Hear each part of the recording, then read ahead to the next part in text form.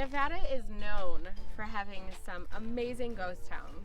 This state blew up because of mining itself. So this weekend, we're in Rhyolite, Nevada. It's a ghost town about 2 hours northwest of Vegas and super quick and easy to get to. You just drive the 95 north and you turn left at Beatty and you can get here. So this town was founded in 1905, and by 1907 there were over 5,000 people living here. So they had originally come because there was gold to be mined here, and prospectors from all over decided to join this little investment of land, if you will. So this town developed for gold mining, and by 1907 they had roughly 5,000 people, but some estimates say there were maybe even 8,000 people living here. There were tons of buildings constructed. In 1908, a study was done that deemed the mines out here to be unvaluable. They were no longer going to be profitable, and the board of directors voted to shut them down. Over time, some of the buildings were deconstructed, but what remains is still here and on public land for you to explore.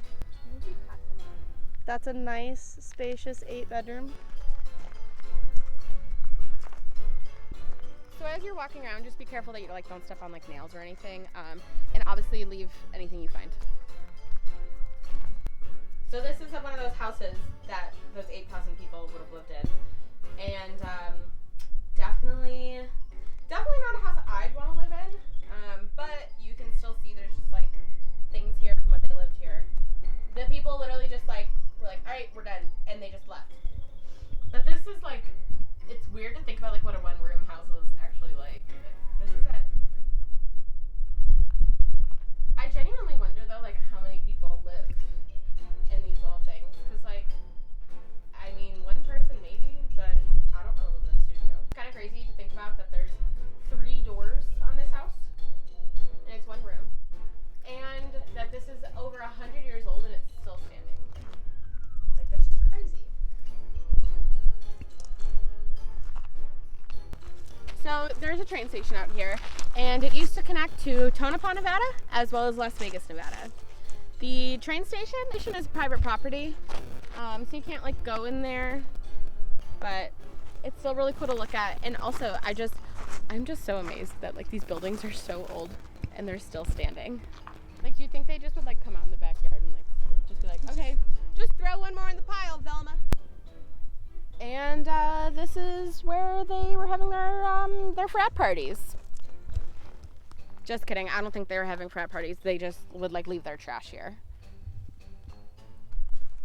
Okay, all around here there are these rocks. They are volcanic, and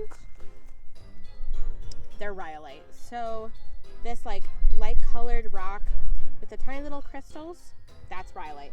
And that's actually what this town was named for. They saw these rocks and they were like, oh, we should name this town after it because we're really original with our naming situation. One of the ways you can tell a rock is volcanic in nature, obviously, is if there's crystals. But the crystals that form, if you can see actual crystals in here, this means that it was formed underground. And if you can't see crystals, then it was probably an extrusive rock, meaning it was not formed underground and it erupted and then it cooled down. So with this being a gold rush town, people that were moving here were very into spending a lot of money. In fact, they built a 3-story bank. This bank, in the time that it was built, cost $90,000. In today's money, that would be about $2.5 million. So this is another one of those sites that you can't really get close to, mostly because it is still falling apart, but it's really cool to look at, and if you're lucky, the sun will be just hitting it at the perfect angle. The town of Rhyolite, Nevada actually had their own stock exchange. And just to kind of give you an idea of how much money was coming through here, first week, they sold 60,000 stocks. By the end of the second week, they sold 750,000. There were about 140 companies that were publicly traded through here. There was loads of money coming through these towns. And to just quickly build them up, and then they just quickly fell apart. Huge money.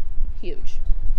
Huge. So behind me is the abandoned schoolhouse. This schoolhouse was built to hold over 250 students, which is actually kind of a lot if you think about it. I know that my graduating class was about 200, So my entire high school class could have fit in this building. At its prime, Rhyolite, Nevada had over 50 saloons, 35 gambling halls, which are kind of like casinos, 19 lodge houses, 16 restaurants, 6 barbers, a public bath, and they even had their own brothel. This town was so popular that women from San Francisco were coming all the way here to work in their red light district.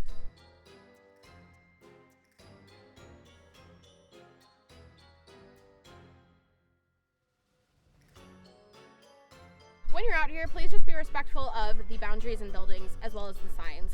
We did have a unfortunate encounter with just a random man who pretty much said we weren't allowed to be where we were, and it was just kind of rude. So just be mindful of where you were or are. Want to just help maintain these lands. Please do your best to just be kind and courteous to the people around. We literally felt unsafe after that encounter we had with a man who told us he was a volunteer. And that's just not something that anybody in these areas really wants to feel. Here we have the Tom Kelly Bottle House.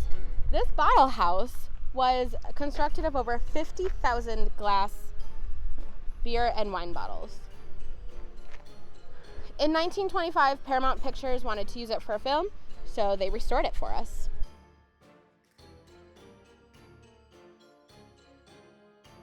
The Open Air Museum. We have several little attractions to visit.